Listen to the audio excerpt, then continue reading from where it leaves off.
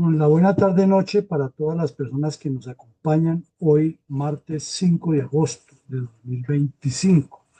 Damos inicio a este nuevo taller académico, este ejercicio abierto de participación, en el cual vamos a analizar de manera conjunta lo que han sido los 36 meses, los 3 años de la administración Petro. Haremos, pues, lógicamente un recuento de aspectos que son muy conocidos por todos con el fin de unificar puntos de vista y luego pasaremos a la parte del análisis colectivo.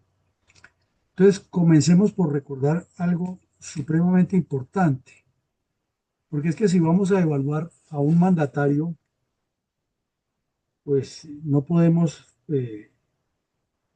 enfocarnos en puntos de vista personal o en inclinaciones ideológicas o sentimentales per se, sino que tenemos que mirar es lo que le corresponde de acuerdo a la norma y de acuerdo a sus responsabilidades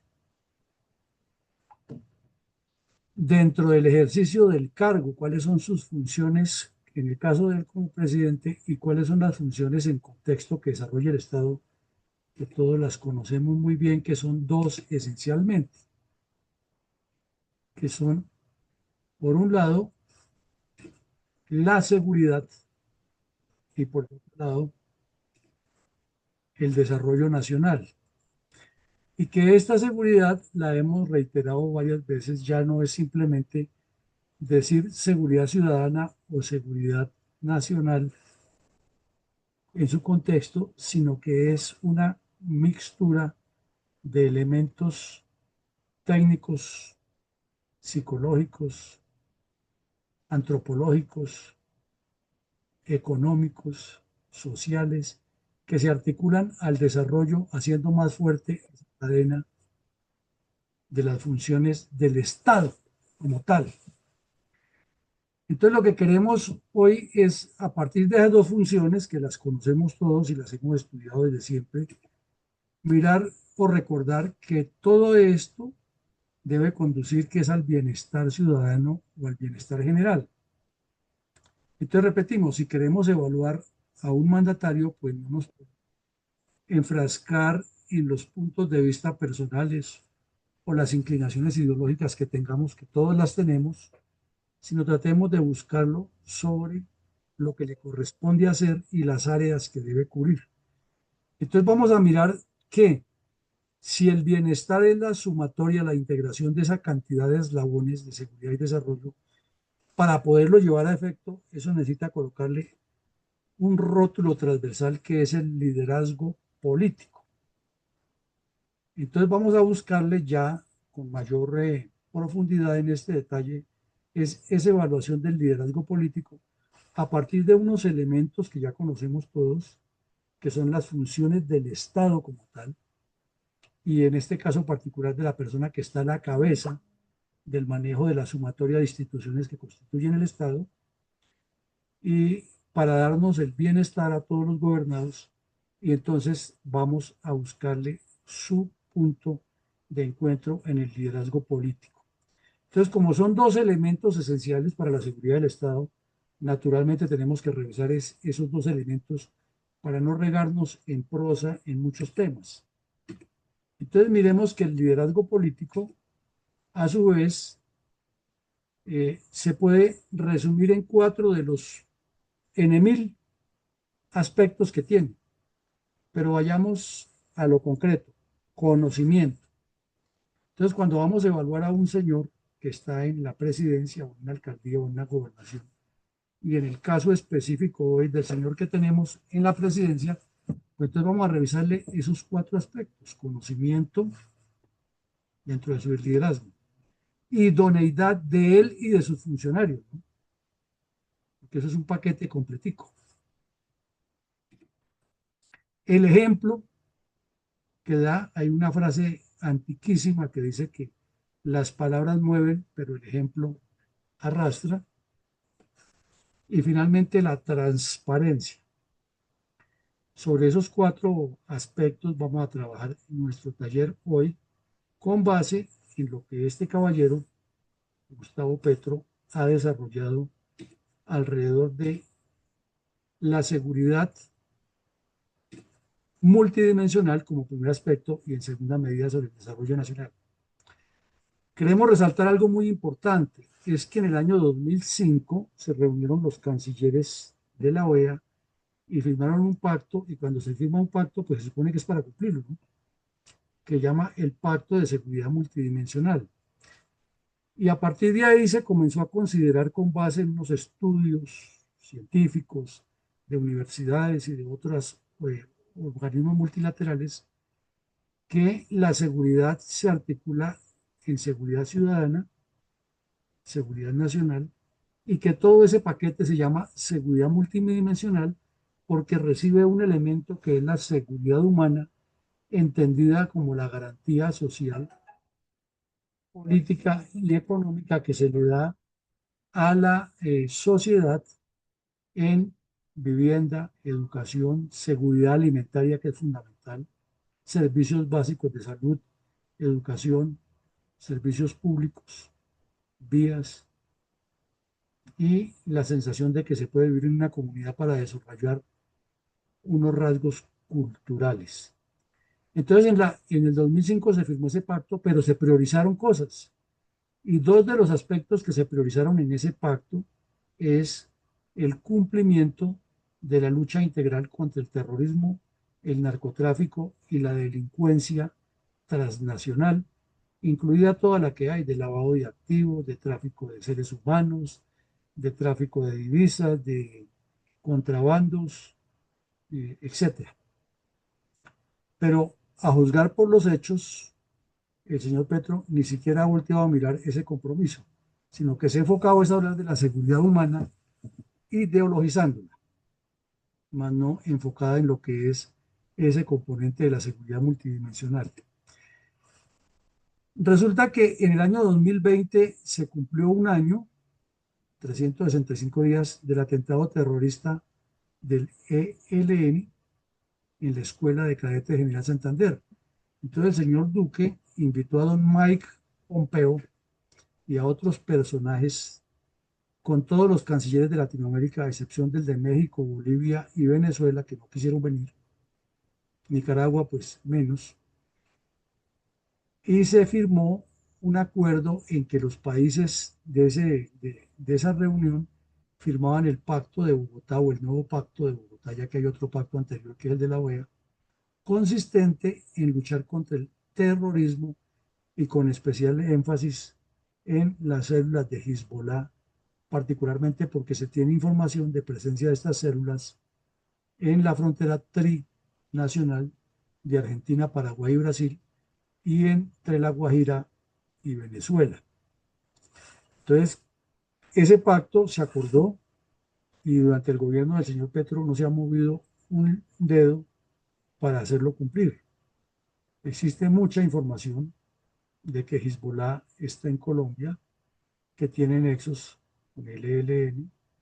Otros los indican hasta de haber estado metido en la campaña de Petro, puede que sea propaganda o no, pero no se ve una acción contundente en cumplimiento de ese pacto.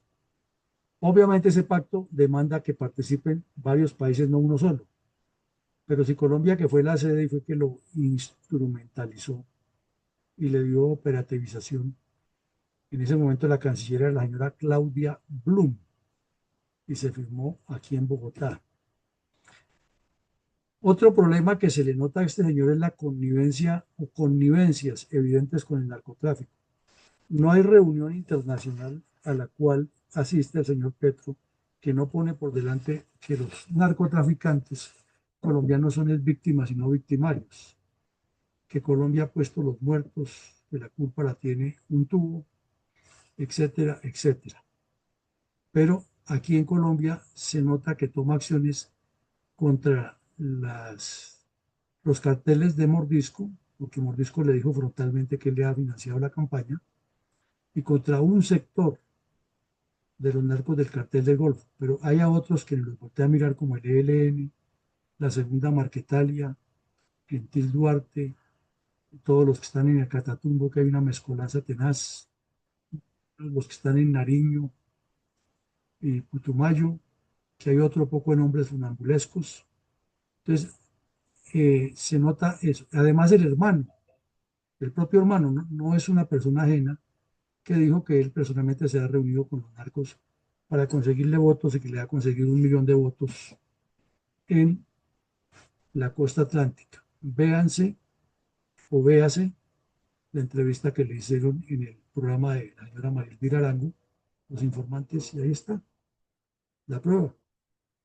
Bueno, la paz total de Petro se ha convertido más en una farsa que una realidad por la falta de idoneidad de los negociadores, por la falta de foco, porque los delincuentes dicen una cosa en la mesa y hacen otra, porque son disidencias de las disidencias y una multiplicidad de grupos, porque él quiso meterlos a todo al tiempo en el mismo costal y ellos mismos le brincaron, porque los saca de la cárcel y se reúne con ellos en público, y la lista aumenta. Pero de paz no se nota nada y sin embargo ha gastado dinero a raudales con la matazón que tuvieron entre todos esos delincuentes en la zona del Catatumbo.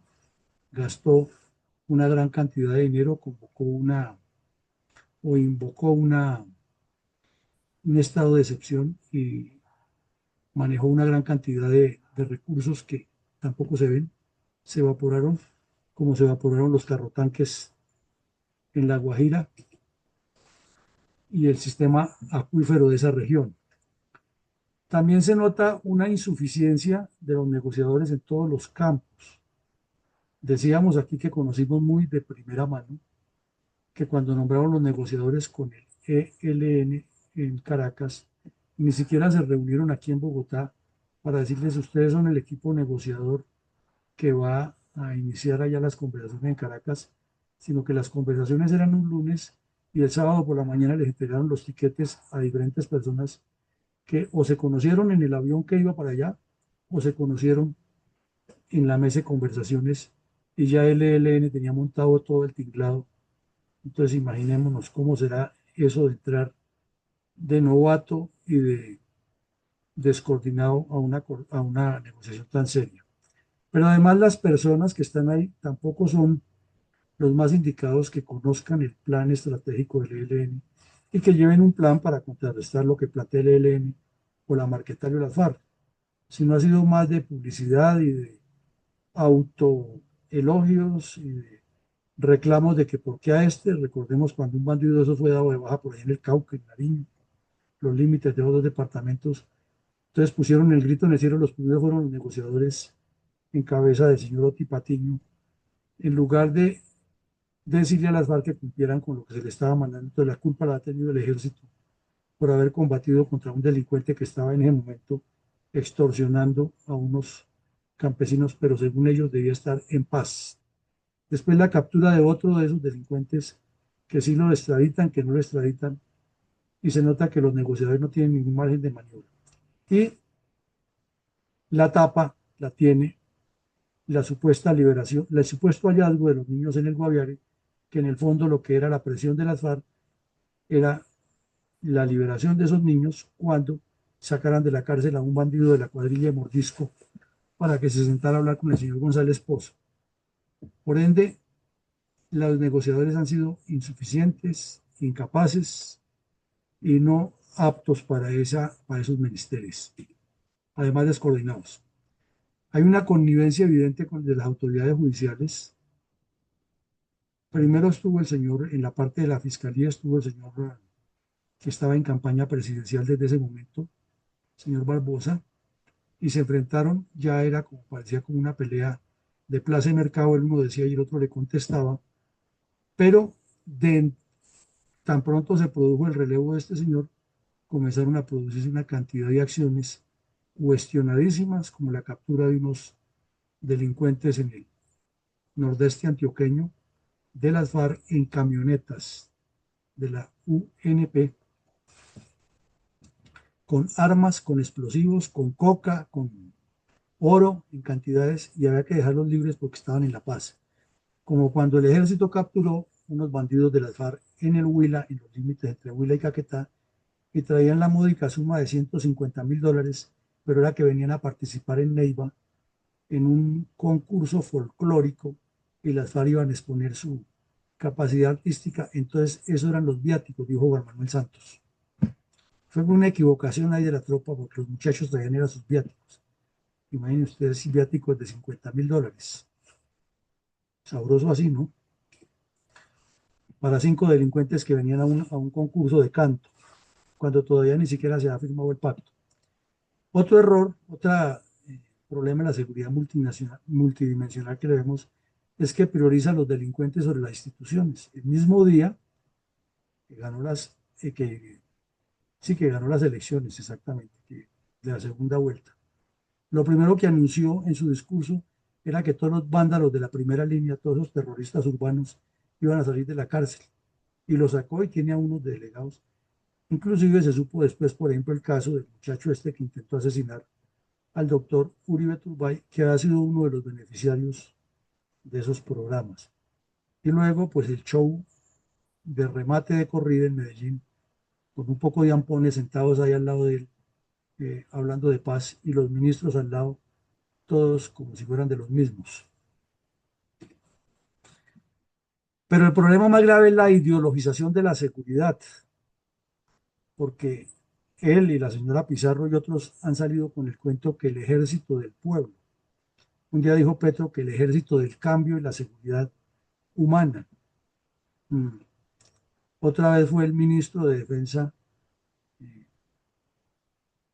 que dijo en una base militar que el ejército, que nosotros las fuerzas militares y de policía que tenemos en Colombia habían nacido de un ejército revolucionario, pero no se refería a la revolución contra la corona española, sino le estaba haciendo un mandado a Petro que quiere colocar en el mismo costal al ejército libertador con la manada de bandidos que trafican coca y violan niños y se llaman FARC, M-19, ELN, EPL, etc. Entonces esa ideologización es peligrosa. Eh, y la ideologización se ha ido dando poco a poco con algo que se ha aplicado en toda la historia donde los comunistas cogen fuerza, así lo hizo Allende en Chile, así lo hizo Ortega en Nicaragua, lo hizo Chávez en Venezuela, Correa lo intentó hacer en el Ecuador, lo hizo parcialmente, los Kirchner lo intentaron en Argentina, lo hicieron parcialmente, y Petro aquí sí ya llegó al extremo de traer personas del retiro y colocarlas al mando de las instituciones y vulnerar completamente las líneas de mando, escoger a uno oficial de grado general, como 15 puestos menos antiguo que los que estaban en la cúpula, para ponérselo de ministro de Defensa, porque era su amiguis personal que le había hecho el favoris de sacarle los chiquis de las Elvis. Entonces, esa ideologización de la seguridad buscando que se convierta en un favor los ascensos, en un favor los nombramientos, y ese favor tiene que ser retribuido con una mala lealtad, es muy grave porque vulnera algo que es el estatuto orgánico de la carrera. Hace poco hubo un escándalo tenaz de que estaban represados los ascensos de unos señores de la Policía Nacional, porque era que el señor Petro había ordenado que, al estilo de la gerontocracia soviética, el partido político le hiciera un examen de valoración cuando eso no está contemplado en los reglamentos. Los reglamentos está contemplado aptitud psicofísica, aptitud técnica, tiempo de servicio cumplido, cero problemas con la justicia, concepto favorable de la Junta Evaluadora y elaboración del decreto y la firma y la persona asciende. No dice en ningún parágrafo, ni anexo, ni decreto que lo haya cambiado, ni ley que lo haya cambiado, que el Estado se reserve el derecho de hacer un estudio paralelo de seguridad manejado por el partido político del gobernante de turno. Eso existe en los sistemas comunistas, pero en una democracia no puede ser eso. Sin embargo, lo hizo y ahí está ese problema, como veremos. Pero como todos los días hay un escándalo tapa otro y ahí seguimos. en el país del Sagrado Corazón. Hay otro problema grave, es que las regiones están abandonadas donde el terrorismo ha crecido. Y ha crecido porque lo hemos venido explicando N mil veces. El principal responsable de eso se llama Humberto de la Calle Lombana, que era el jefe negociador en Cuba. Y cuando se negoció cómo se desmovilizaban los terroristas de las FARC, no se incluyó dentro de esa lista ni a las milicias bolivarianas, ni al Partido Comunista Clandestino, ni al Movimiento Bolivariano Clandestino, que son los tres elementos urbanos y rurales que le dieron vida a la guerrilla, porque las cuadrillas se mueven por el monte, van, hacen, se esconden, se encampamentan, vuelven y hacen, y están en una acción armada permanente. Pero es que ellos requieren de un alimento, de un oxígeno que los proteja dentro de la población civil, que les sirva de informantes, que les sirva de asesores logísticos, de asesores de inteligencia, y las FARC muy hábilmente los organizaron en tres elementos. Partido Comunista Clandestino, que son personas que son de filiación de izquierda y que están infiltradas en los partidos tradicionales y hasta ocupan cargos importantes dentro del funcionamiento público. Y están haciendo un trabajo de nivel de infiltración, de inteligencia, etcétera, de organización. Se meten con los sindicatos, pero nunca ponen la cara por las FARC, pero saben que lo quieren. El otro nivel es el movimiento bolivariano clandestino, que ha sido lo que el propio Lenin llamó los idiotas útiles de la revolución. Son todos esos estultos que hablan de la solución a los problemas del país y terminan manejando el mismo discurso de los terroristas. Y el tercero, que sí es el más activo e inclusive más peligroso de los tres, que son las famosas milicias, porque las milicias están dentro de la población civil, son las que controlan quién es quién, las que le dan informe a la guerrilla e inclusive participan en el asesinato de campesinos y siembran el terror y controlan, andan armados y son los que ejercen la coacción sobre el campesinado o en las barriadas pobres, inclusive salen armados y establecen el orden, ponen multas y hacen. Y de remate, con el negociazo, gracias a Humberto de la Calle, a don Juan Manuel Santos, a don Jorge Mora Rangel, a don Naranjo, a don Frank Per y al señor Sergio Jaramillo, que nunca hablaron de que hay que meter a esa gente a sabiendas que por lo menos los dos generales conocían muy bien eso, ¿no? No dijeron nada y esos quedaron por fuera. Entonces son los que ahora manejan las marchas campesinas, son los que organizan todas esas comunidades para que rodeen los soldados, son los que se disfrazan en la zona del Caguán y del Lozada, disque de guardias campesinas y de guardias indígenas, son los que controlan la coca en el Cauca, en el Putumayo. La única ventaja que tiene el Estado en este momento es que andan divididos.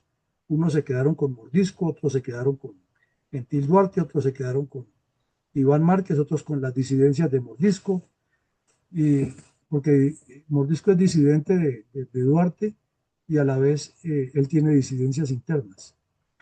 Entonces esa gente se dividió por el negocio del narcotráfico, pero siguen ahí en las regiones controlando y coaccionando a los campesinos y a los citadinos en las ciudades e inclusive en la Nacho, aquí en Bogotá, en la Universidad Nacional, hay de esas redes todavía.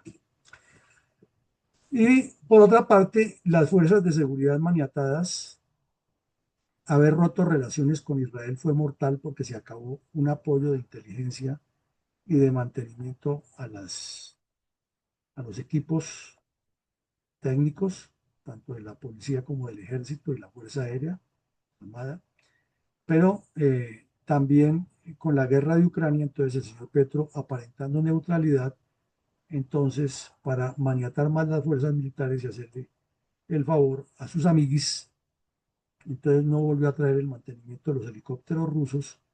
Tenemos una cantidad de aeronaves importante que no se puede utilizar en el transporte y la movilización de tropas en las zonas de alta montaña, donde se requieren máquinas de mucha potencia para subir en cada oleada suficiente número de soldados y no que entren unos poquitos y se conviertan en bocado de cardenal para un grupo que los esté esperando en la montaña. Esos helicópteros rusos son fundamentales para combatir en la zona andina y pues Colombia tiene tres cordilleras y una gran parte de su territorio es andino y ahí es donde está una buena presencia también de las guerrillas. Si no hay esos helicópteros toca caminar, caminar, caminar y la rapidez no es la misma. Entonces la seguridad multidimensional tiene muchos cuestionamientos. Eso sin contar ya la parte de seguridad ciudadana, que es otro acápite, que en las ciudades la sensación de inseguridad cada día es peor. Además que las cifras que manejan las instituciones como la Policía Nacional y como la misma Fiscalía son exageradas de cómo se desborda la cantidad de delitos contra la vida y la propiedad a diario en todas las ciudades y municipios intermedios donde ha crecido. Por ende, nos parece desde esta óptica que en seguridad multidimensional se raja totalmente el señor Petro, pero ya escucharemos lo que usted dice. Ahora, el segundo aspecto es el desarrollo nacional.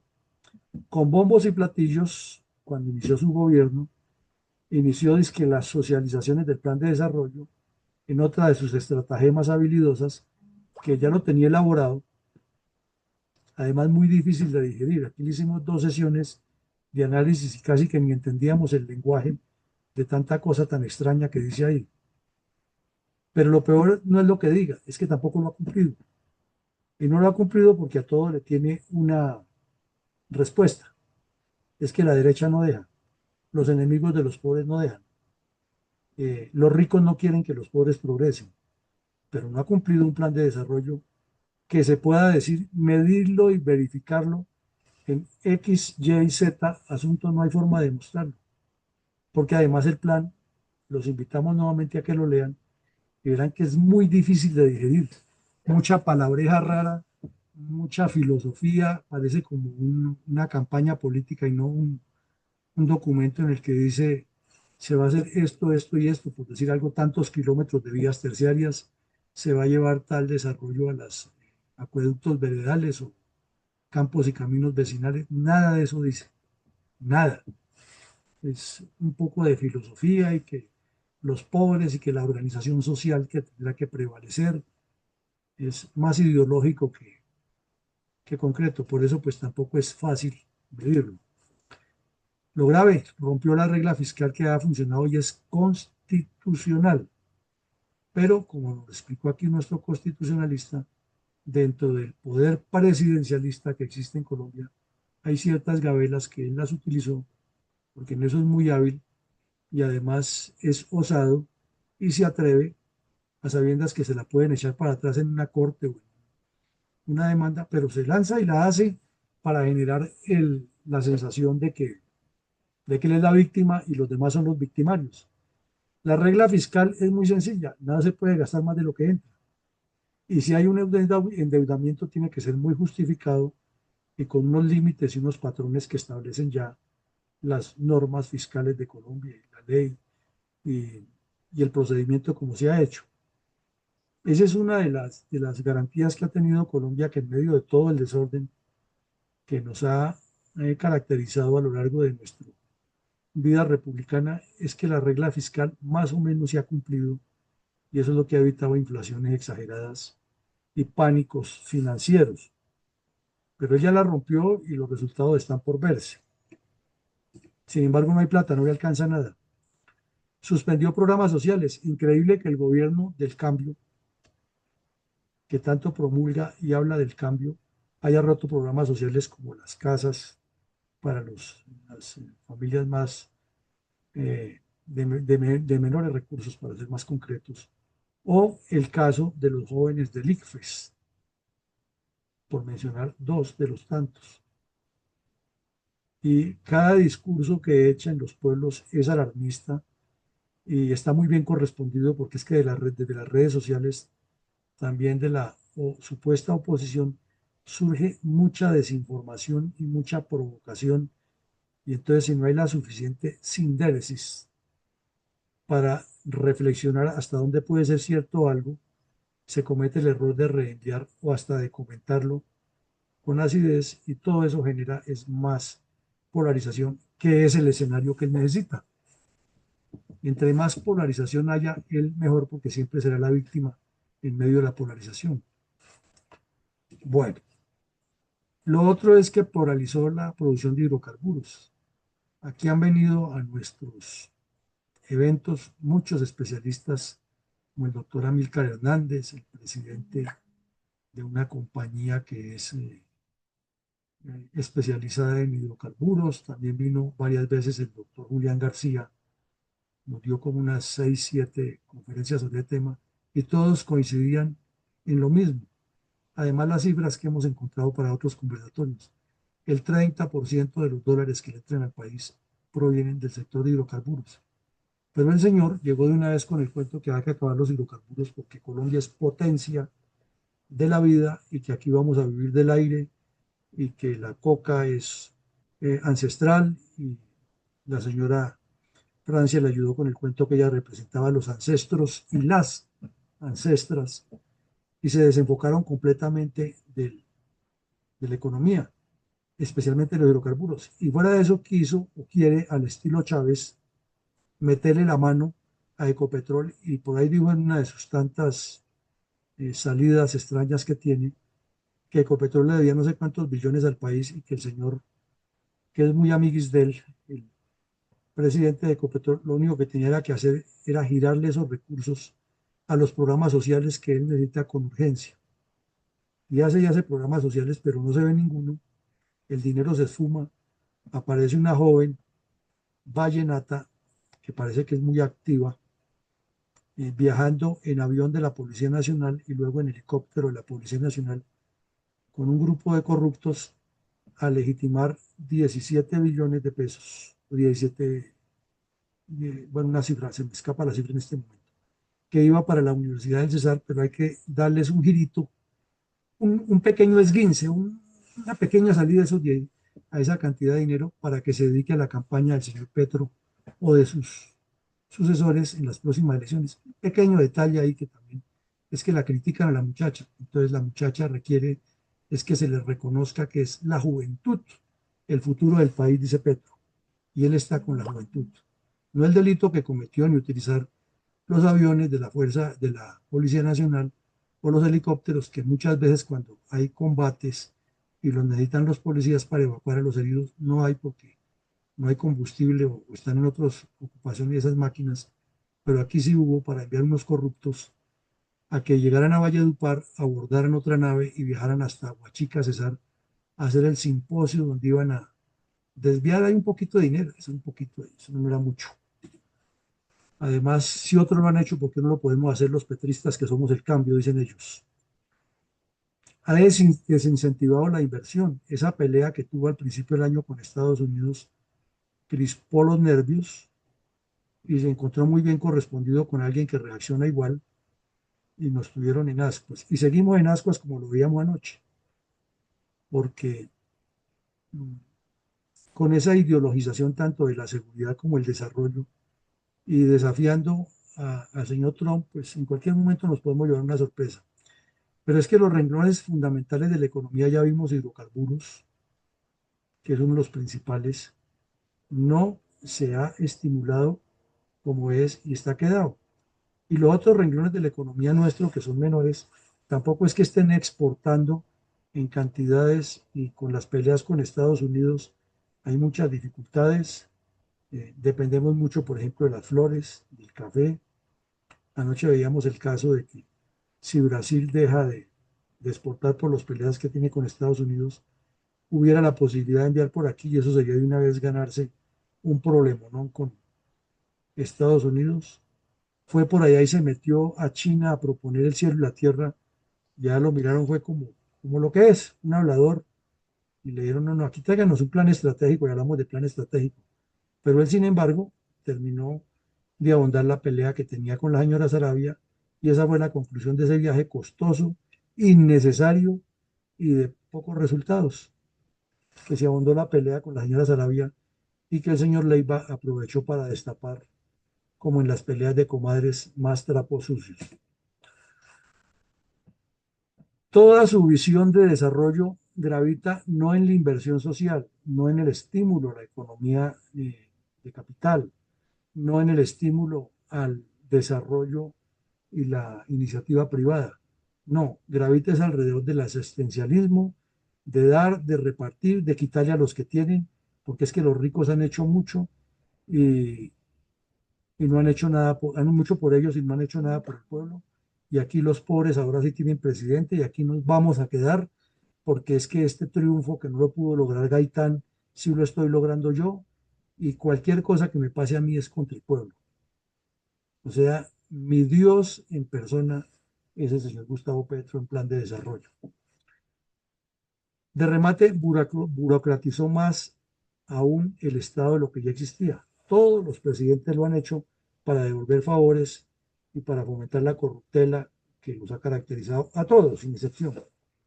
Eso ya es un deporte que lo han practicado en buena medida todos. Pero es que este sí ya consiguió copa con laureles y con doble medalla de oro al lado de la copa. Eh, Comenzó por sacar del recurso nacional una destinación mensual para una cantidad de delincuentes a quienes dice que son jóvenes, está ayudando, pero no está ayudando a los jóvenes que estudian y que de verdad provienen de familias que se esfuerzan, no, eso no tiene ningún apoyo. Son todos delincuentes de la primera línea que tenían él y Gustavo Bolívar para tumbar a Duque, a eso sí le está dando. Y la prueba es que ahí estuvo incluido el joven ese que intentó asesinar al doctor Uribe Turbay. Eh, Se inventó, violó la Constitución y tanto el Consejo de Estado como la Corte Constitucional se lo perdonaron. Aquí lo estuvimos analizando, también lo estuvimos analizando en unos programas en RCN, pero no, nadie le puso cuidado a eso. La Constitución Nacional es clara y dice, el servicio militar es obligatorio. Y hay las siguientes definiciones, A, B, C, D, X, Y, Z. Entonces hay una obligatoriedad y hay unas exenciones. Y la ley, como dicen los abogados, es taxativa, no contempla alternativas. No dice como alternativa al servicio militar se presta un servicio social. Si se quiere hacer eso, hay que cambiar la Constitución Nacional, ni siquiera una ley, la Constitución. Y eso no lo ha hecho nadie. Pero si Uribe vulneró el principio de la justicia penal militar y se le entregó a la fiscalía así de un plumazo, sin que se haya cambiado la constitución, que dice muy claro que los delitos de los militares y policías en servicio activo los juzga la justicia penal militar, punto. No dice más. Revisen la constitución y verá que no dice más. Pero Uribe le agregó ahí un pedacito de su iniciativa y su autoría, que la fiscalía juzga dice que los delitos de lesa humanidad. No, eso no está escrito en ninguna parte, pero ya se quedó así. Entonces, si Uribe hizo eso, pues Petro hizo lo otro. Se inventó la alternativa para el servicio militar. Y entonces sacó un decreto, además con unas normas espurias de justificación, y dijo, comenzando porque está haciendo un decreto con el cual reforma la Constitución, lo cual ya es ilegal, con base en la ley de orden público. O sea, la ley de orden público y él están por encima de la Constitución y de los intereses de los colombianos y de nuestra seguridad nacional. Y creó el servicio alternativo y entonces prevé que se gasta unos 5 billoncitos de pesos de aquí al 2030 en eso para tener todo ese grupo de personas que además cualquier lego en la materia ley lo que van a hacer no lo hace ni un profesor de posgrado de la Universidad de los Andes o la Nacional. Les da tantas funciones y de tan alto nivel que uno se queda aterrado todo lo que dice ahí. Los invito a que lean el decreto para que no estemos especulando. Y verá todo lo que dice ahí que están en capacidad de ser unos jóvenes que a duras penas tienen 17 años de edad y no quieren, según él, prestar servicio militar, pero tienen una alternativa de servicio social. Y eso no está en la ley. Pero nadie dijo nada, el Consejo de Estado no vetó, no le puso trabas a eso, y la Corte Constitucional dijo que hasta que no le pusieran una denuncia ya ellos no investigaban nada, porque había que seguir el debido proceso y bla, bla, bla, bla. Lo cierto es que el señor ya salió con la suya y se está gastando una gran cantidad de dinero, por eso es que no alcanza el dinero para otras cosas, ¿no? Para los programas que deben ser. Pero él lo que está pensando en formar ahí es un ejército particular de multiplicadores del petrismo, porque todos esos jóvenes que comienzan a recibir un sueldo de 1 millón de pesos sin hacer nada, cuando en teoría tienen un poco de trabajos que nunca van a hacer allá, que además, por ejemplo, dice que ayudar a los campesinos de las regiones a aclimatar la paz. Yo me imagino a un muchachito de 17 años yendo a meterse a la zona donde está Iván Mordisco, a hablarle a todos los bandidos que hagan la paz y se unan al establecimiento. Lo más seguro es que al otro día ese muchachito hace parte de la cuadrilla de Mordisco, pero sigue recibiendo el 1 millón de pesos porque es que estamos en la paz total. El otro tema que ya lo hemos mencionado parcialmente es que ha ideologizado el concepto de desarrollo, es como si fuera una lucha de clases de teoría marxista, de pobres contra ricos. Entonces no ha estimulado ninguna empresa, no ha estimulado que el SENA genere microempresas. Es que el principio del SENA, más que formar técnicos, que los debe formar, claro, los necesitamos mucho, y además valorarlos muy bien, porque los técnicos en los países del primer mundo están bien valorados y son muy respetados. En eso no nos oponemos, ojalá los valoren y los empoderen más. Pero el fondo del SENA es que incentive la creación de microempresas y cooperativas. Y para eso cuenta con un gran apoyo tanto de las cámaras de comercio, que los asesoran, las alcaldías tienen la obligación también de hacer ese trabajo, y el Ministerio del Interior tiene una sección dedicada a eso exclusivamente. Pero es mejor ideologizar el concepto de desarrollo, porque es que los pobres están recibiendo una ayuda y entonces los que eluden el servicio militar, los que están en el cuento de la paz, los que están en no sé qué cosa, los gestores de convivencia y todo eso es recogiendo, desviando recursos para promover la campaña electoral permanente. Cualquier parecido con Maduro es coincidencia. Y lo peor es que presenta cifras económicas falsas sin ruborizarse. Cada vez que habla, dice un poco de cosas que sorprenden, pero nadie termina sorprendido, ¿no? Al final, por ejemplo, llegar al Congreso de la República el 20 de julio pasado a decir que cuando él recibió la presidencia, la inflación estaba en el 13,4% y que gracias a su gestión bajó al 4% y no se ruborizó, no se ruborizó, que la economía había crecido en no sé cuántos puntos los índices durante su gobierno y mientras tanto todos los diarios económicos estaban diciendo lo contrario, que las inversiones extranjeras habían aumentado cuando eso no es cierto, pero no se ruboriza y tampoco al país le interesa. Entonces este tema del desarrollo nacional ideologizado y desviado es otro aspecto en el que desde nuestra óptica nos parece que no ha cumplido. ¿Por qué? O que no lo pasa, que se raja, porque no ha cumplido ni siquiera su plan de desarrollo que reiteramos, no lo entiende, creo que ni él, cuando habla del polvo que nace de las estrellas y genera el germen de la vida, porque es que Marte está a no sé cuántos kilómetros y Júpiter a no sé cuántos y la Luna, y luego se devuelve a la Tierra y luego habla de Mao Zedong y después habla de Napoleón Bonaparte y luego vuelve y sube al espacio sideral y no pasa nada. Bueno, pero finalmente hay otro problema, es que históricamente se ha dicho y se ha vuelto frase de cajón y de comidilla de todos los gobernantes, de todas las organizaciones y de todos los debates que se hagan. Eso es ya un conejillo de indias, es una frase de cajón, es un soporte para justificar la educación. Nunca decimos qué clase de educación, pero la educación. Pero es que en este caso sí está ideologizada y estancada, que no se nota un avance serio y trascendental. No hay investigación científica. Si fuera un gobierno transformador, estaría dedicado a meterle una inyección fuerte a que las universidades impulsen la investigación y lo mismo los centros de educación tecnológica. Pero no lo vemos. Y un país que no tiene educación, investigación científica, Claro que con los gobiernos anteriores tampoco la ha tenido, así que se diga mucho que mostrar.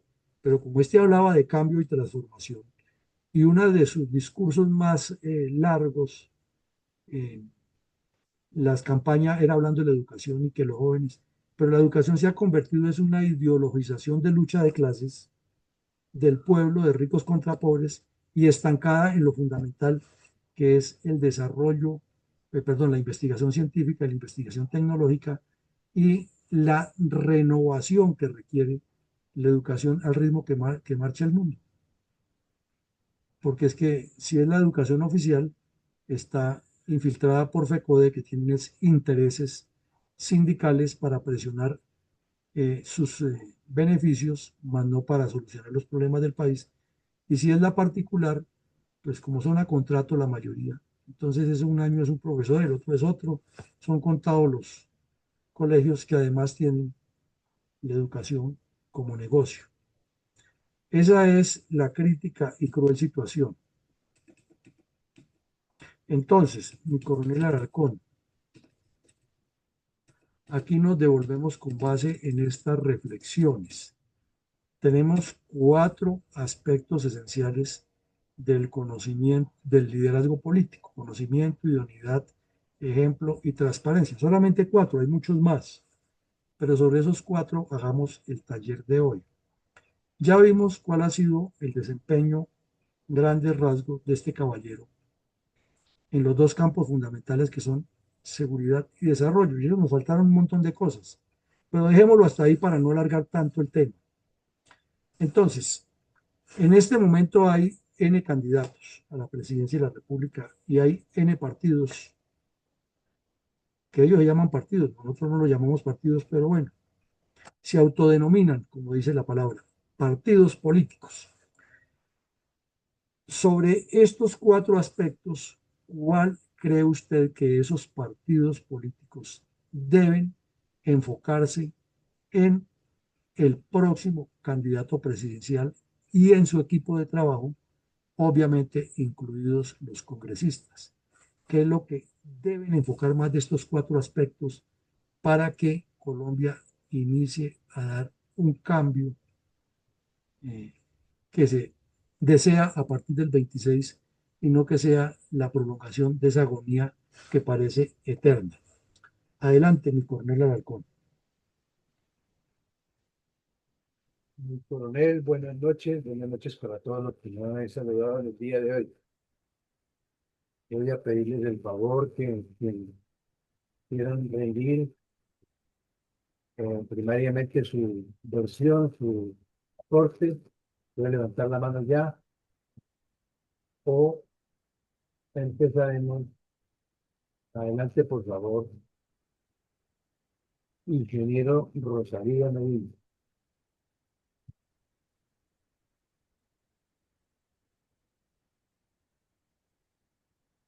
Evidentemente, creo yo, el punto sería la idoneidad, porque se supone que cuando uno maneja un área del conocimiento, es honesto y explica en qué forma debe manejarse cualquier actividad gubernamental o privada o como sea, con lo necesario, dando ejemplo o mostrando también experiencia en esa área del conocimiento y, por supuesto, transparencia.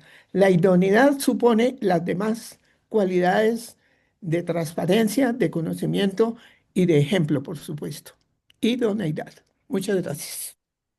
Gracias. Adelante, por favor, mi coronel Giraldo. Muchas gracias. Quisiera coger los cinco, pero dijeron que uno solo, entonces me toca escoger uno solo. Voy a escoger el cuarto. ¿Y por qué escojo el cuarto? Porque es en el que más ha fallado este gobierno. Es que queremos que el gobierno del 2026 al 2030 salga adelante, escogería este ejemplo. Por algo muy sencillo. Creo que Petro ha hecho todas las cosas que un estadista que un líder no debía hacer. Y ahora con el escándalo de los chats entre Nicolás Petri y su ex esposa en campaña, sí que quedó mal parado. No va a pasar absolutamente nada, como normalmente sucede. Pero eso de la rumba, del trago, de los travestis, de las prostitutas, de los escándalos, no es solamente del tiempo que ha sido presidente estos 3 años. Viene de atrás, en muchas ciudades, al parecer en Barranquilla fue este escándalo, con plata de las personas que supuestamente eran contratistas y que fueron los que promovieron todo esto. Entonces, ese es el punto que escojo. Muchas gracias. Muchas gracias, mi coronel. Adelante, por favor, mi mayor Mendoza. Muchas gracias, coronel Alarcón. Pues yo estoy de acuerdo con la idoneidad, porque prácticamente la idoneidad abarca a todos. Y la idoneidad no solamente debe ser del candidato, sino de sus colaboradores, para tener un planeamiento previo y una ejecución que sea garantizada, donde al final del ejercicio veamos resultados, no lo que estamos viendo ahora que es fracaso, fracaso, fracaso. Gracias. Muchas gracias a usted, mi mayor. Adelante, por favor, mi sargento mayor Landazzi. Buenas noches, mi coronel. Muchas gracias. Especial saludo para todos los presentes en esta aula. Pues indudablemente el candidato de un partido político debe de basarse en el conocimiento para ser un líder. Tiene que tener el liderazgo político basado en el conocimiento. ¿Y por qué lo voy a decir? Lo estoy diciendo porque hemos analizado en unos contextos que puede ser uno muy idóneo. Hemos visto ese ejemplo, personas súper idóneas, pero carentes de conocimiento. Entonces se convierten en inocentes de personas que vienen a manipular o tendencialmente a llevar a cabo sus acciones personales o individuales. Por eso, el conocimiento tiene que ser una base principal porque eso le va a permitir al político, primero, mostrar realmente hacer su campaña o determinar sus acciones con el uso de evidencia, conocimiento, sabiduría, transparencia, participación, bien informado. El conocimiento es vital en este desarrollo del liderazgo político. Asimismo, concluyo diciendo que realmente ese conocimiento le va a permitir a ese líder tener ciertas decisiones políticas y acciones acertadas. De igual forma, la gobernanza va a ser basada en información, va a ser bien informado, transparente y eficiente porque tiene el conocimiento. Fue lo único que le pidió en cierta forma Salomón a Jehová, la sabiduría, el conocimiento. Muchas gracias, mi coronel.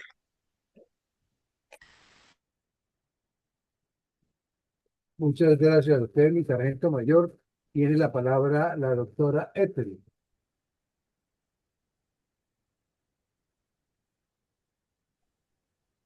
Buenas noches. No sé si me escuchan. Sí, señora. Perfectamente, perfectamente bien. ¿Me escuchan? Sí, señora, adelante. Ah, bueno. Muchas gracias. Bien, es liderazgo político. No puedo elegir una sola. Sí, preponderancia tal vez una sobre otras, pero las 4 son necesarias para un liderazgo político, porque el conocimiento a veces sobra. Es exquisita la persona con la sabiduría, pero no es idónea. Y a la inversa también. Entonces, con el ejemplo y en el hacer que sea transparente. No puedo elegir una sola. En mi opinión, en la experiencia, en la educación, en haber aprendido liderazgo político, son necesarias las cuatro, las cuatro. Muchas gracias. Muchas gracias, mi doctora Ethel. Adelante, por favor, mi coronel Saavedra. Gracias, Nicolás. Buenas noches a la sala. Como siempre, seguimos este proceso de aprendizaje. Como decía la doctora Ethel, eh, todos hacen parte de ese liderazgo que uno quisiera encontrar en la persona que rija el futuro de este país. Pero indiscutiblemente yo me iría por la idoneidad. ¿Y por qué la idoneidad? Porque la idoneidad se requiere en el campo profesional. En el campo profesional, ¿qué pide? Capacidad y conocimiento. Si una persona tiene capacidad y tiene conocimiento, tiene competencia para hacer las cosas. Una persona con idoneidad también tiene esa misma capacidad o actitud que le permite actuar de manera lógica hacia el destino donde quiera llevar este barco que se llama Colombia. Y pues en términos generales la honestidad implica las habilidades que estamos hablando, que encierra todo. Una persona debe tener conocimiento, debe ser ejemplo y debe ser transparencia. El día que podamos tener un político que marque eso, bueno, yo creo que ahora podemos utilizar parte de la inteligencia artificial y meter todos estos 70 y pico candidatos a ver quién nos sale con más afinidad hacia lo que queremos. Pues no es tanto lo que diga, sino lo que ha hecho y lo que marca su trayectoria. Siempre conoceremos a las personas por lo que hacen, así como nos va a pasar en la historia que conoceremos a la izquierda por lo que hizo y por lo que dejó de hacer. Entonces, indiscutiblemente, inclino la balanza por la idoneidad, que para mí es la columna vertebral que debe tener no solamente un político, cualquier ser humano. Gracias, mi coronel. Muchas gracias a usted, mi coronel. Tenemos un aporte de Facebook que dice lo siguiente: buenas noches para todos. Se necesita un líder y un equipo de gobierno con conocimientos y experiencia para reenderezar la administración de lo público, es decir, que sea idóneo. Muchas gracias. Tiene la palabra entonces ahora mi coronel Carvajal.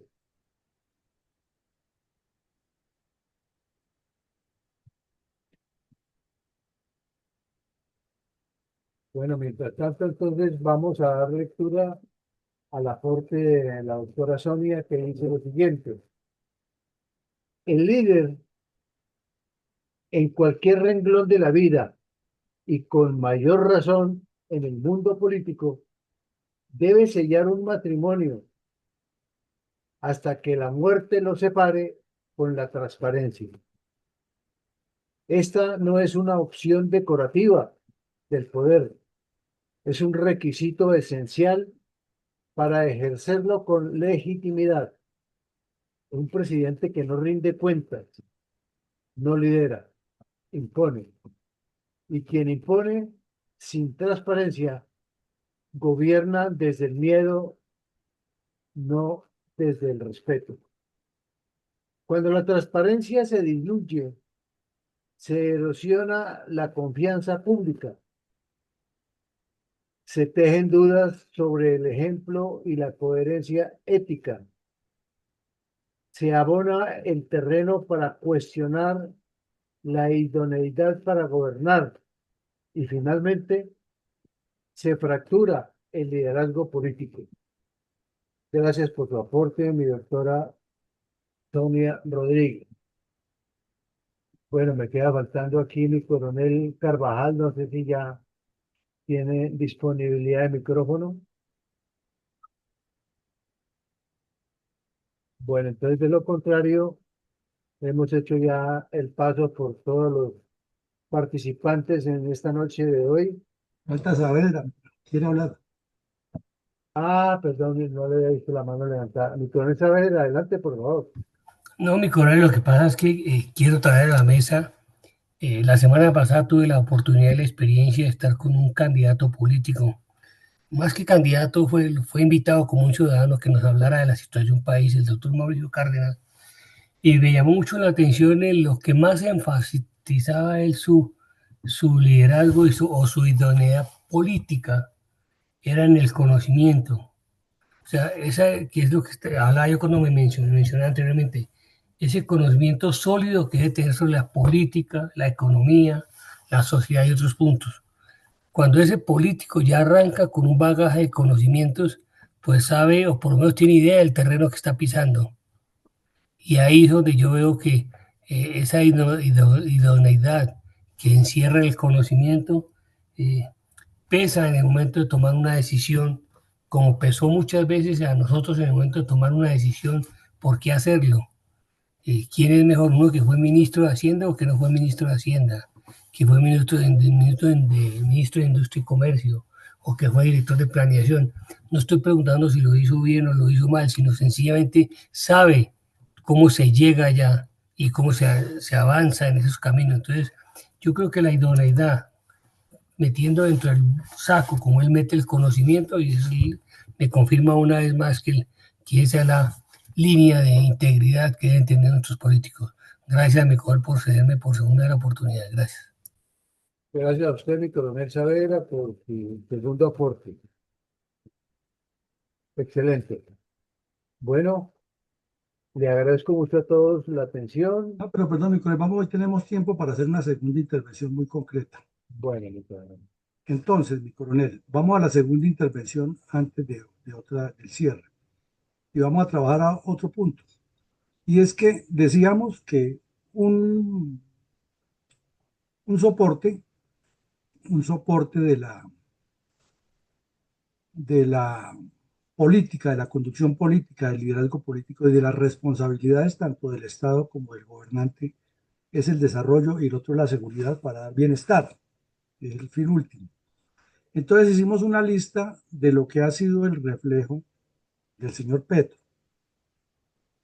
Puede que la lista sea más larga, pero ya viene el momento en que los candidatos tienen que comenzar a hablar realmente de qué es lo que van a hacer y no seguir diciendo que son salvadores o que vienen de Júpiter o que se les iluminó Dios o que falta que su hijo los mire a la cara para que les diga por qué no lo hicieron, o como el otro que dice que yo soy salvador y Petro es destructor.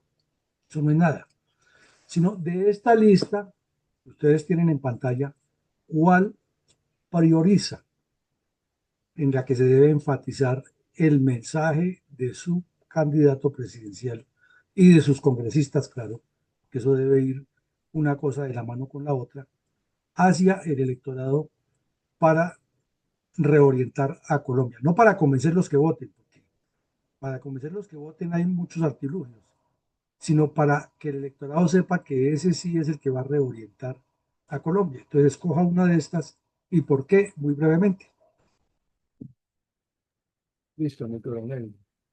Entonces ya tenemos la mano levantada de la ingeniera Rosalía. Adelante, por favor.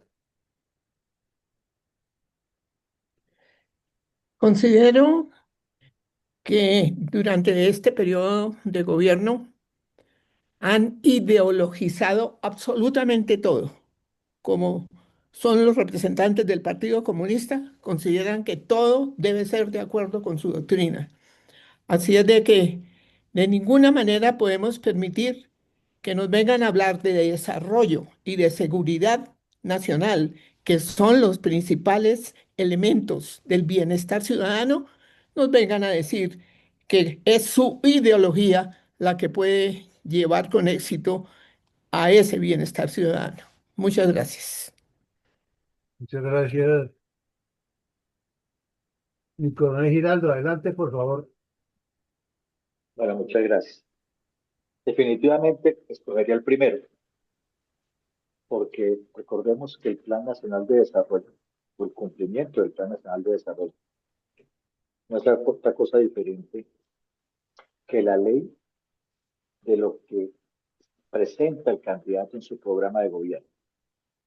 Lo desarrolla o lo plasma en una ley cuando es el presidente, lo plasma en una ordenanza cuando es el gobernador, o lo plasma en un acuerdo cuando es el alcalde municipal o distrital. Si ese candidato o si esa persona da cumplimiento al plan de desarrollo, simplemente está cumpliendo con todos los motivos por los cuales fue elegido. Muchas gracias.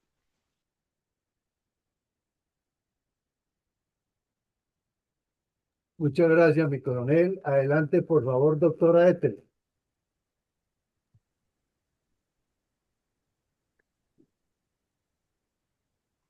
Bueno, yo coincido con lo mismo, sí, en cuanto al plan de desarrollo y que se cumpla, porque la asistencia social, la educación siempre es necesaria y todos los recursos a disposición en todo lo que haga falta, porque si va a haber mucho es trabajo. Va a haber trabajo como nunca antes en cosas saludables. Van a terminar muchísimas cosas que han hecho difícil la vida eh, en Colombia. Y, y creer en la justicia. Bueno, son muchas cosas, están en algunos puntos, pero es un buen plan de desarrollo y que lo aplique. Muchas gracias. Muchas gracias, doctora Ethel. Adelante, por favor, mi coronel Saavedra.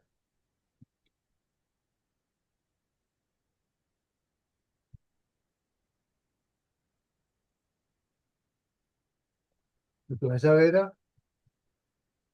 Bueno, mientras tanto, démosle la palabra a mi mayor Mendoza. Adelante, por favor. Muchas gracias, coronel Arcón. Pues yo voy por la presentación de cifras económicas falsas y sin ruborizarse. No tiene ningún escrúpulo en manifestar que durante su gobierno mejoró la educación, que es totalmente falso, mejoró la salud, que la destrozó totalmente. No puede, de hecho, lo único que falta decir es que mejoró 100% a las fuerzas militares. Lo único que ha mejorado es la los grupos subversivos y el robo de todos sus funcionarios, el robo del Estado, donde, no, donde carece por todas partes la Contraloría. Hay peculados a diestra y siniestra y la Contraloría totalmente callada. Incluso por ahí lo vi que se está lanzando a la presidencia. Gracias. Mi Muchas gracias, coronel, mi mayor. Recordar que siempre estamos haciendo una escogencia dentro de esos puntos que están en el desarrollo nacional para a, soportarla ante unos candidatos que próximamente van a programar su campaña política y contarles o conectarlos con alguno de estos, dándole prioridad y por qué ustedes le darían prioridad a esos candidatos o a ese punto que están recomendando a esos candidatos. Tiene la palabra entonces mi sargento mayor Landazuri. Mi coronel, creo que me sumo al planteamiento anterior de mi coronel en relación a que es nefasto que un candidato o alguien que esté en el sector gubernamental presente cifras económicas falsas sin ruborizarse. En este momento acaba de iniciar justamente la alocución presidencial y uno de sus temas ejes es justamente la lucha en relación a todo lo que los medios y la opinión pública criticó sobre este aspecto de las cifras económicas. Entonces le toca hacer una alocución para sustentarla, para decir, no estaba diciendo las mentiras, estoy diciendo verdades. Entonces yo creo que un candidato o un líder político no puede salir con estas con estas pavadas, con estos desaciertos. Hay que exigirle a nuestros candidatos, hay que exigirle al factor político que esto es delicado. Hay que presentar cifras concretas porque está en juego la credibilidad de las instituciones o de partidos políticos. Muchas gracias, mi coronel. Muchas gracias a usted, mi sargento mayor. No sé si mi coronel Saavedra ya está disponible. Sí, mi Adelante, por coronel, favor. gracias. Qué pena que estaba en una llamada que entró desafortunadamente. Pero bueno, yo creo que la bolsa donde está todo incluido se llama Plan de Desarrollo No Cumplido. Me alineo con ese punto en lo que dijeron anteriormente, pero de esta individualidad yo saco adelante también la paralización de la producción de hidrocarburos. De cada $10 que le llegan a Colombia, 7 vienen por la producción de hidrocarburos. Y el nefasto daño, el atraso de 4 años en este tema es muy complicado. Lo veíamos cuando hablábamos de la costa pacífica, más de 40 bloques ahí en stand-by, sin hablar de los que hay en las otras regiones que se mencionaron en el análisis de las mismas. Entonces, eso trae un retraso en crecimiento y desarrollo y afecta enormemente la economía del país. Con estas cosas que hace el gobierno, sencillamente desde el punto de ideología, no separar la ideología con su responsabilidad de gobernar, la prohibición de la exportación de carbón, lo estamos viendo ahora. En Boyacá muchos municipios están paralizados porque esa es la fuente de energía y fuente de recursos a donde lo envíen. Tomaron la decisión de no utilizar las termoeléctricas para no utilizar el carbón, porque es precisamente consecuencia de lo que el presidente quiere. Entonces, son daños que no se miden, sino sencillamente se hacen por crear una simpatía que al final del día no sé contra quién o a favor de quién la esté creando, porque los perjudicados es la gente que vive eso, el pueblo que vive eso. Las empresas y las multinacionales sobreviven, no pasa nada. Si no puedo sacar petróleo de Colombia, pues lo saco de Venezuela, y si no lo puedo sacar de Venezuela, lo saco de Guyana, lo saco de cualquier lado. Y lo mismo pasa con cualquiera, pero nosotros cómo subsanamos esa gran pérdida de recursos que tanto necesita el país. Entonces ahí vemos un gobierno sin ninguna política de desarrollo nacional. Muchas gracias, mi coronel. Muchas gracias a usted, mi coronel. Tenemos la participación del Facebook con lo siguiente. Para poder evitar que el país se siga deteriorando, es fundamental recuperar e incentivar los renglones de la economía. Sin una economía sólida, nada se puede hacer. Bueno, ya entonces hemos topado los participantes de la sala por el día de hoy. Algunas señales se han caído, no sé si mi coronel Carvajal al fin pudo recuperarla, ¿no? Bueno, entonces mi coronel Villamarín, esto ha sido todo por hoy. Les agradezco a todos su atención, sus aportes, su disciplina y el efecto de sus intervenciones para mejorar, para tener o procurar tener un mejor mañana. Vamos a darle entonces la palabra a nuestro presidente de la Fundación Excelencia, Liderazgo y Transformación, mi coronel Villamarín. Adelante, por favor, mi coronel, con las bendiciones. Bueno, mi coronel, muchas gracias. Entonces hicimos hoy un ejercicio que consistía en buscarle una evaluación político-estratégica al señor Petro durante los 36 meses de administración. Tocamos algunos aspectos vulgares con base en lo que le corresponde hacer, no lo que todos quisiéramos que haga, lo que le corresponde hacer y lo que ha hecho. Y a partir de ahí, entonces pasamos a un mecanismo de revisión del concepto pleno del liderazgo, de algunos de los aspectos esenciales, no todos, algunos. Hicimos una pregunta orientadora y luego miramos lo que ha sido su actuación en el área del desarrollo nacional y también les preguntamos a ustedes sus puntos de vista acerca de cuál priorizarían en el evento de estar asesorando a un candidato y a sus futuros congresistas. Entonces el ejercicio lo desarrollamos hablando de que cuáles son las funciones del Estado, que las conocemos plenamente, que conduzcan al bienestar y que para que eso se operativice debe tener una fortísima dosis de liderazgo político. Posteriormente pasamos a ver 4 de las múltiples condiciones que debe tener un líder político para que reflexionáramos un poco a lo largo de todo lo que íbamos viendo, de cuál ha sido el comportamiento de este señor, con el fin de tener argumentos y llegar a las conclusiones de dónde es que está la falla, si está en el conocimiento, en la idoneidad, en el ejemplo y la transparencia, pero como siempre lo planteamos desde el ejercicio académico que hacemos.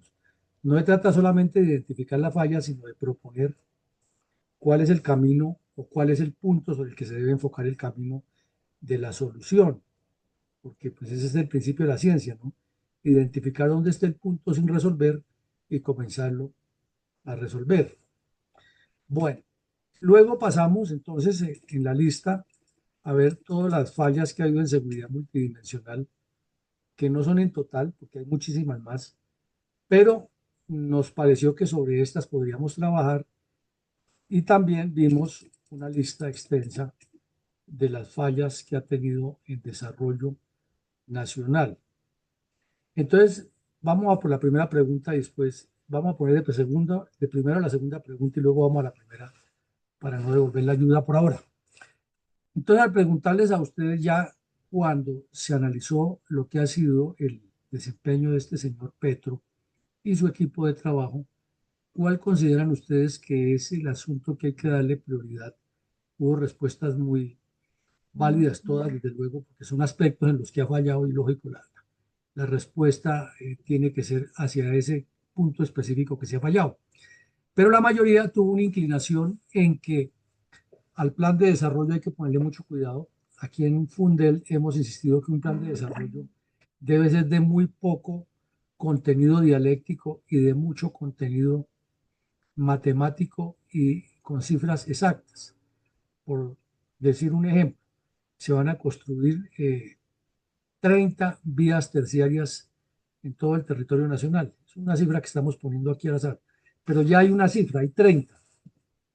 Y debe haber un anexo en el plan que diga, y es la carretera entre Pandi y Cabrera en Cundinamarca, entre Sardinata y Tibú en norte de Santander, entre Jamundí y Villa Colombia en Valle, entre Túquerres y Samaniego en Nariño, bueno, que sea concreta y que diga cuántos kilómetros, para que eso esté sustentado con un estudio, ¿no? Que diga el kilómetro de construcción de carretera vale tanto, entonces ahí está, y es que en esa región hay menos recebo, entonces vale más, pero que sea algo serio, creíble y verificable.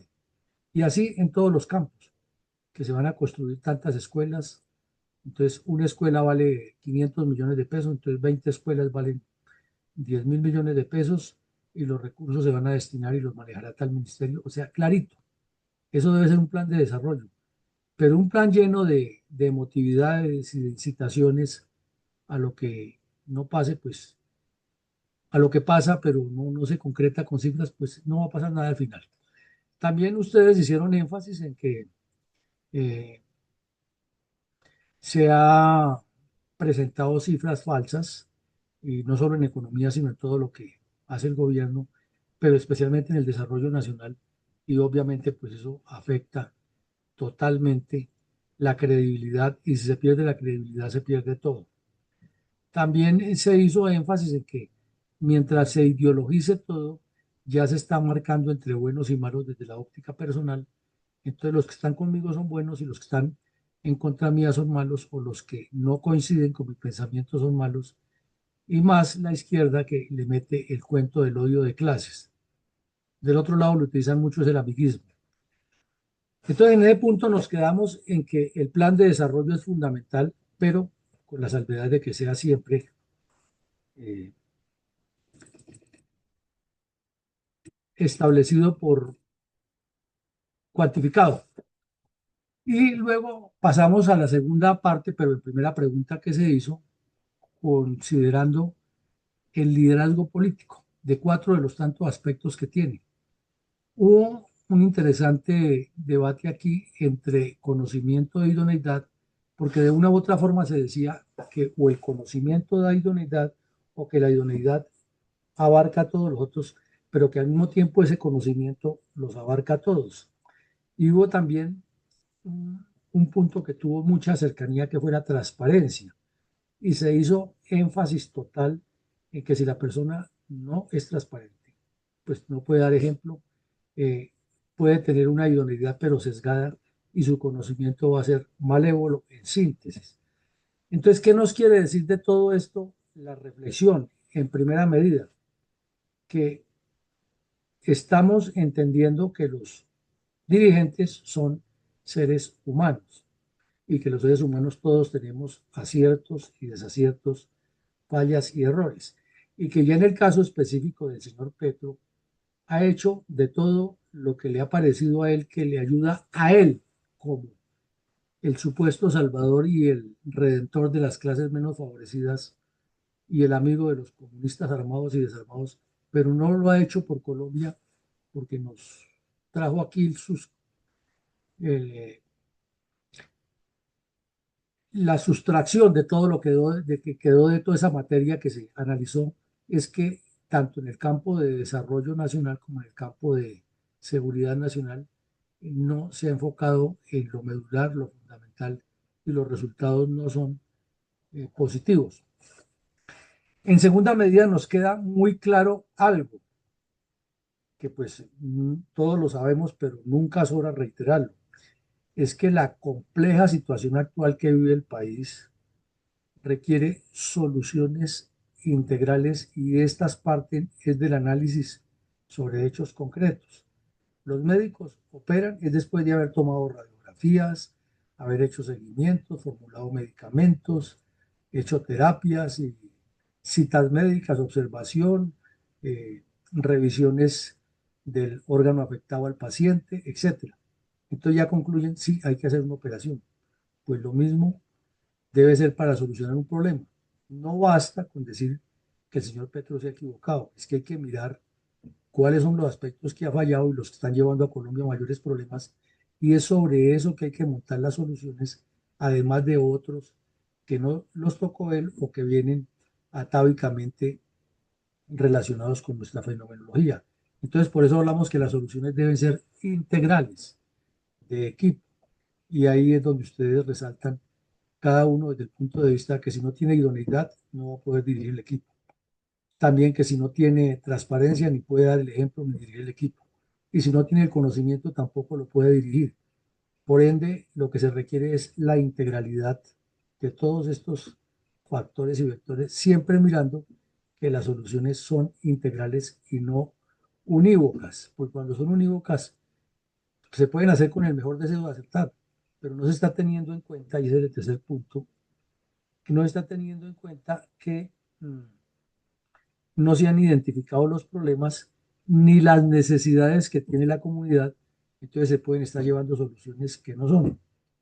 Como decía el general Arias Cabrales, de pronto les da por llevar una fábrica de aires acondicionados a Tunja, cuando la solución en Tunja es otra, porque no se ha entendido la fenomenología del lugar. Y en cuarta medida, eh, coincidimos todos los aquí presentes que se deben desideologizar los asuntos de seguridad y desarrollo, porque por tratarse del bienestar común, y cuando es común es de todos, entonces por muchas ideologías que tenga quien está gobernando, tienen que entender que el gobierno es para todos y no para el sector que lo eligió, porque eso es promover la lucha de clases y seguir el ejemplo de Maduro y de Ortega y de Fidel Castro, que la mitad del pueblo, mientras ellos están en el poder, es malo y ellos son los buenos porque están en el poder y al fin lo tuvieron los pobres. O viceversa, cuando están los otros que dicen que es que ellos gobiernan, entre comillas, para el pueblo y lo que hacen es repartirse los cargos entre sus amiguis y entre sus contactos y por eso generan la polarización que ya conocemos.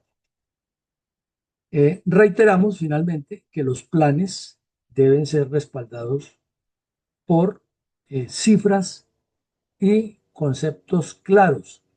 No se nos olvide que la ley colombiana establece que cualquier contrato que se haga en el Estado colombiano debe corresponder a un plan, a algo que esté escrito, un plan de gobierno, un plan de desarrollo, pero tiene que estar escrito, un plan de inversiones.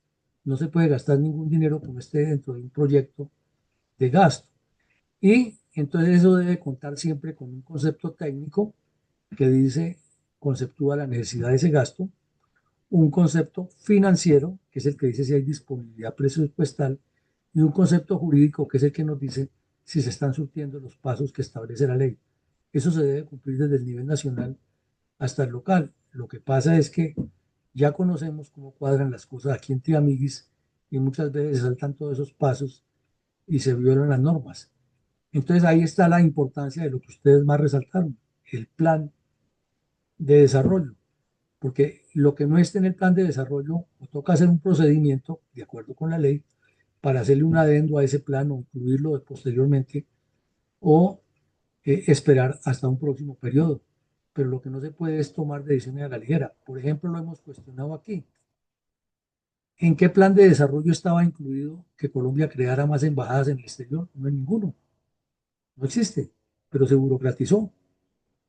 Eh, por poner uno de los tantos ejemplos, porque en todos los ministerios ha pasado y hay gastos suntuosos que hacen los gobernantes. Lo mismo, si revisamos a los anteriores, los planes de desarrollo, seguramente que no estaba incluido el gasto que hacían cada vez que iban a las regiones y hacían los consejos comunitarios y decía, bueno, en toda esta comunidad ábrale esa carretera. Y eso no está en ningún plan, entonces, ¿cómo lo metían? Nos deja pensando, ¿cierto? Bueno, en conclusión, significa que el conocimiento, la idoneidad, el ejemplo y la transparencia son cosas que han brillado por la ausencia, son ítems que han brillado por su ausencia en el gobierno de este caballero Gustavo Petro, y que si queremos transformar a Colombia hay que comenzar por tener mínimo esas condiciones, tener la claridad de lo que se va a hacer. Creo que la ingeniera Rosita quería algo decir y levantó la mano ahora. Adelante. Sí, mi coronel, muchas gracias. Quiero manifestarle que en estos dos importantísimas banderas de la Fundación, como es la memoria histórica no contada aún del conflicto armado en Colombia y los eventos académicos que a las 6 de la tarde traemos en diferentes áreas del conocimiento con el propósito de formación, de consolidación de la mentalidad de estadistas, pero con visión estratégica, pues ya llevamos 4 años de esa formación. Tenemos cumplido probablemente ese objetivo de formación y también tenemos cumplido ya el, el partido, el proyecto, Partido Político Estratégico Transformador de Fundel. Nos falta, estamos en proceso con el de creación de nuestro propio centro de estudios geopolíticos y geoestratégicos. Sin embargo, mi coronel, usted bien sabe que a pesar de que hace más o menos 25 años se viene hablando y se viene en proceso de evaluación lo que hoy en día llamamos inteligencia artificial, es una nueva herramienta muy importante que nos está dando ya elementos para consultar diferentes temas de nuestro propio conocimiento o de lo que hemos aprendido o de lo que se está hablando en otras áreas. Sé, mi coronel, que hemos hecho consulta sobre, muy especialmente, sobre esa gran cantidad de emisiones de la memoria histórica y tenemos ya una respuesta de la inteligencia artificial y yo quería pedirle, mi coronel, muy enfáticamente que nos haga un resumen o como usted lo considere de esa respuesta de la inteligencia artificial para que sea conocimiento de todas las personas presentes hoy en la sala virtual de la Fundación y que también vaya esa respuesta concreta de la inteligencia artificial tanto a nuestra página web como a todos los contactos que tengamos para hacerlo. Así es de que dejo, mi coronel, a su decisión si podemos hacer hoy mismo ese primer informe de lo que nos ha dicho la inteligencia artificial sobre ese gran trabajo que fundamentalmente ha estado en sus manos, en sus hombros, en su conocimiento, pero también en su modestia excesiva, cuando no se habla de que es usted el que ha llevado a cabo esta gran obra. Adelante, mi coronel Villanameri.